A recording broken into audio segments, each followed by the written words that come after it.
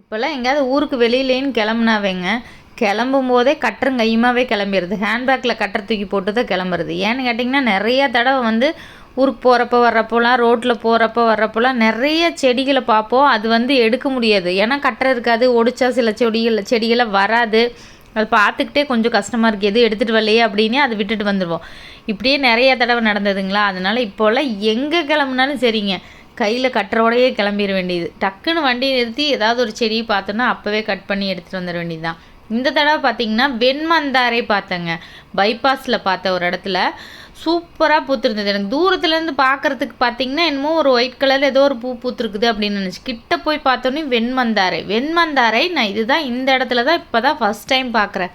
மஞ்சள் மந்தாரை பார்த்துருக்கேன், செம்மந்தாரை பார்த்துருக்கேங்க. செம்மந்தாரை ரோட்டில் நிறைய இடத்துல வச்சுருப்பாங்க, மரமாக இருக்கும். ஆனால் இந்த வெண்மந்தாரை பார்த்திங்கன்னா எங்கேயுமே நான் இது வரைக்கும் பார்த்தது கிடையாதுங்க. இறங்கி ஓடி போயிங்க, கட்டரை கொண்டு போனால் ஒரு 5-6 கட்டிங் போட்டு எடுத்துக்கிட்டேன். விதையும் கொஞ்சம் கலெக்ட் பண்ணிக்கிட்டேன்.